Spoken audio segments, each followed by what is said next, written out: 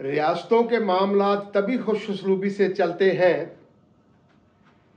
कि वहाँ अफवाहों की फैक्ट्रियाँ ना लगी हों, अवाम और हुक्मरान मिलकर रियासत की बेहतरी के लिए अपना अपना किरदार अदा करें। अपने कुछ हसास अदारे होते हैं, उन पर शक न किया जाए और उनके मुतल्लिक दुश्मन कोई अफवाह फैलाए तो नबी सल्लल्लाहु अलैहि वसल्लम का भी ये फरमान है जिसका मफहूम है कि झूठा कौन है। झूठा वो है जो सुनी सुनाई बात लेके आगे फैलाता रहे। लिहाजा ऐसी बातों की भी तहकीक कर ली जाए तो फिर मामलात शायद इतने ख़राब भी ना हो और रियासत के लिए भी ज़्यादा कारगर हों, ज़्यादा बेहतर। दस्तार की हर तार की तहकीक है लाजिम, दस्तार की हर तार की तहकीक है लाजिम, हर साहब दस्तार मुअज़्ज़ज़ नहीं होता। मैं बराह रास्त जनाबे chief of the army staff साहब, प्राइम मिनिस्टर साहब शमशाद बेगम साहबा से गुजारिश करूँगा कि चेमगोइयाँ रियासत में शुरू हुई हैं कि ये डॉलर वाला मामला या इधर उधर के कीमतें कम करने वाले मामले सिर्फ एक शोबाजी थी कुछ देर के लिए। अब ये फिर वापस जाना शुरू हो गए हैं और कई नाक़दीन, अल्लाह उन्हें इस्लाह की तौफीक दे, यहाँ तक अफवाहें फैला रहे हैं कि डॉलर दोबारा 350 रुपए पर चला जाएगा। इंशाअल्लाह ऐसा तो नहीं होता।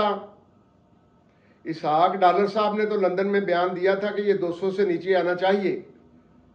उन्होंने इसलिए बयान दे दिया था कि ये अगर 225 पे भी आएगा तो कौम कहेगी जी कि इसहाक डार साहब ने तो 200 का कहा था, लिहाजा 225 को भी अहमियत नहीं दी जाएगी उतनी। लेकिन मेरा ज़ाती ख्याल ये है कि जिन मैंने 3 शख्सियात के नाम या ओहदों पर बात की है उन्हें यहाँ तवज्जो देना होगी। रियासत के मामलात हों और उनकी कम्प्लेक्स सिचुएशन में कोई हाकिम या कोई लीडर जितना अच्छा परफॉर्म करता है उतना ही रियासत के मामलात बेहतर होते हैं। डॉलर कुछ कम आया फिर वापस चढ़ना शुरू हो गया। क्या डॉलर के छुपाने वाले बैंकों पे छापे मारने थे? कुछ नहीं हो जाना था। खामखा स्मगलरों और डॉलर के डाकुओं ने डराया है गालिबन कि जी मुल्क में अफरा तफरी आ जाएगी। ऐसी कोई बात नहीं। असल में अगर आप ये प्रैक्टिस शुरू कर देते हैं और साथ फिर एक तरगीब भी दे देते हैं कि हमने स्कैनिंग तो शुरू कर दी है, हाँ जो बंदा जिसके पास डॉलर हैं वो अगर बैंकों में अपने अकाउंट में रखना शुरू कर दें तो उनसे बाज पुरस नहीं होगी, बशर्ते कि उनकी तादाद बहुत ज़्यादा ना हो। इससे ये होगा कि लिक्विड सामने आ जाएगा और दूसरा डॉलर के रिजर्व्स बेहतर हो जाएंगे। लेकिन जिस स्पीड से chief of the army staff साहब ने यहां तक भी कहा था कि इसमें तो पाक फौज का भी कोई बंदा शामिल हुआ तो उसका भी कोर्ट मार्शल किया जाएगा, उस स्टेटमेंट या उनके रवैये की रोशनी में देखा जाए तो काम काफी सुस्त पड़ रहा है, जिससे लोगों के जहनों में अबहाम बढ़ रहा है। अगर ये अबहाम बढ़ता गया, दफातर में बैठे हुए गवर्नमेंट मुलाजमीन कुछ घबरा गए थे, रिश्वत का निर्ख कम हो गया था, पैसे पकड़ते हुए डरते थे, लेकिन दोबारा वही रवश तकरीबन पिछले 5-7 दिन से शुरू हो गई है।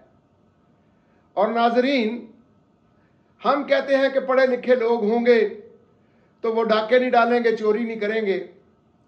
आप गवर्नमेंट के दफातर में जाएं, वहां तमाम पढ़े लिखे हैं, और पाकिस्तान में उनसे बड़ा डाकू, उनसे बड़ा चोर, उनसे बड़ा रिश्वतखोर कोई नहीं है।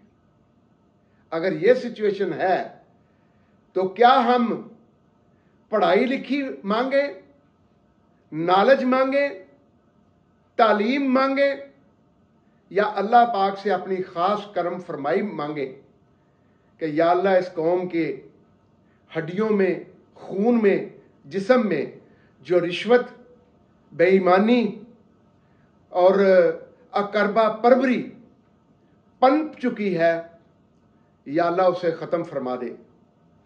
गरीब पाकिस्तानी बहुत तंग है। जनाब chief of the army staff साहब, जनाब प्राइम मिनिस्टर साहब, जनाब शमशाद बेगम साहबा, शुरू करके किसी काम को आखिर तक पहुंचाना चाहिए।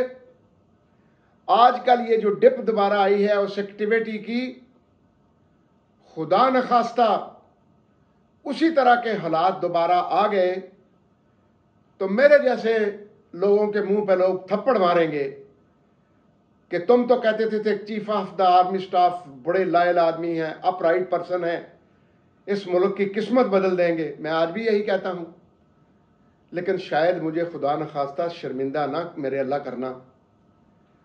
एफर्ट्स को दोबारा रीओरिएंट करें। डाके चोरी डॉलर को और पाउंड को, डॉलर को लाएं 200 रुपए पर। अगर मियां नवाज शरीफ साहब का जहन ये हो कि रहने दें, अब जब मैं आऊंगा तो फिर और जाऊंगा नीचे बल्ले बल्ले कराने के लिए, तो ये कोई दानिशमंदाना कदम नहीं है। मियां साहब को अभी आराम करना चाहिए, बीमार थे, कोई हर्ज नहीं कि साल 2 साल के लिए अभी आराम करें। मरियम साहबा के मतलब कौम का अब नजरिया कोई इतना अच्छा नहीं है, लिहाजा मियां साहब अपनी बेटी को जरा सियासत में थोड़ा सा पीछे कर दें। मियां बरादरी के या मियां फैमिली के 2 ही बंदे बड़े काफ़ी हैं, मियां नवाज शरीफ और मियां शहबाज शरीफ।